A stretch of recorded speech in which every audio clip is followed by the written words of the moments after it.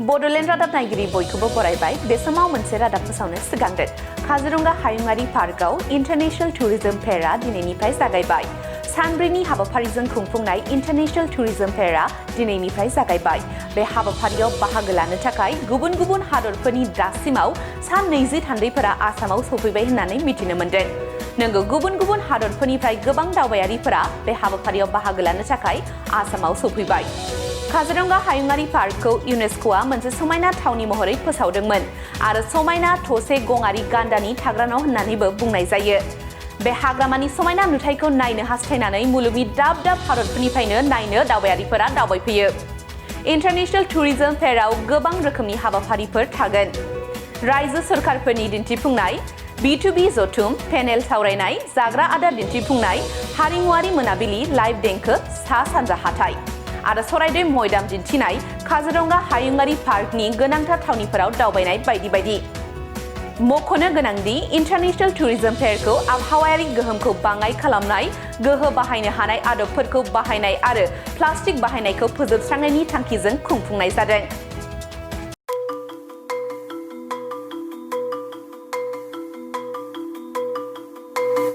बड'लेण्ड रादाब नायगिरि बयखौबो बरायबाय बे समाव मोनसे रादाब फोसावनो सिगांदों काजिरंगा हायुङारि पार्कआव इन्टारनेशनल टुरिज्म फेयरआ दिनैनिफ्राय जागायबाय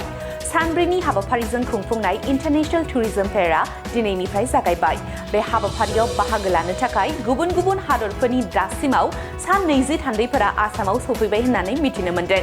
नंगौ गुबुन गुबुन हादरफोरनिफ्राय गोबां दावबायारिफोरा बे हाबाफारियाव बाहागो लानो थाखाय आसामाव सफैबाय काजिरंगा हायुङारि पार्कखौ इउनेस्क'आ मोनसे समायना थावनि महरै फोसावदोंमोन आरो समायना थसे गंआरि गान्दानि थाग्रा न' होननानैबो बुंनाय जायो बे हाग्रामानि समायना नुथायखौ नायनो हास्थायनानै मुलुगनि दाब दाब हादरफोरनिफ्रायनो नायनो दावबायारिफोरा दावबायफैयो इन्टारनेशनल टुरिज्म फेयरआव गोबां रोखोमनि हाबाफारिफोर थागोन रायजो सोरखारफोरनि दिन्थिफुंनाय B2B जथुम पेनेल सावरायनाय जाग्रा आदार दिन्थिफुंनाय हारिमुआरि मोनाबिलि लाइभ देंखो सा सानजा हाथाइ आरो सरायदै मयदाम दिन्थिनाय काजिरंगा हायुङारि पार्कनि गोनांथार थावनिफोराव दावबायनाय बायदि बायदि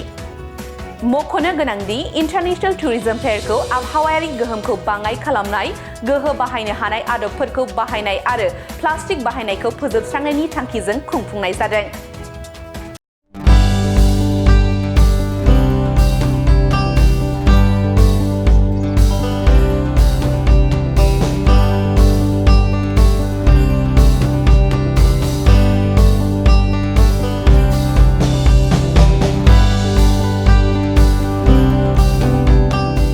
दिनैनिफ्राय जागायनानै 24 नभेम्बरसिम क'क्राझाराव जागायबाय थामथि मैहुर हादर गेजेरारि थियेटार फेस्टिभेलआ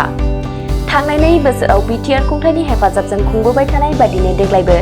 बिटिआर खुंथायनि सिनेमा एन्ड थियेटार बिफाननि हेफाजाबाव क'क्राझार लोरगि थियेटार ग्रुपनि बानजायनायजों क'क्राझारनि सान्दामारियाव थानाय बड'फा कालचारेल कमप्लेक्सआव दिनै 21 नभेम्बरनिफ्राय 24 नभेम्बरसिम सानब्रैनि हाबाफारिजों थामथि मैहुर हादर गेजेरारि थियेटार फेस्टिभेलआ जागायबाय दिनै 21 नभेम्बराव मोनाबिलिनि 6 रिंगायाव लोरगि थियेटार ग्रुपनि जावलिया देवान इंराजि रावनि दा आक्सियम अफ चइस 22 नभेम्बराव असमिया रावनि गायान बायानर बिलय कानाडा रावनि माथिया 23 नभेम्बराव इटालीनि राव गैयै पपकर्न ब्रेक हिन्दी रावनि हाकिम 24 नभेम्बराव आमेरिकानि सिसा आरो असमिया रावनि थेङा मर्टन बे गासै मोनदाइन नायजाबफोरखौ लानानै खुंनो लानाय थामथि मैहुर थियेटार फेस्टिभेलआ दिनैनिफ्राय जागायबाय बेनिखायनो हारिमु अनसायग्रा थुनफावथाय नायनो मोजां मोनग्रा नोंथांमोनहा दिनैनिफ्राय बाहागो लाहैनानै बेसेन होआलासे नायनो हागोन थामथि मैहुर हादर गेजेरारि थियेटार फेस्टिभेलखौ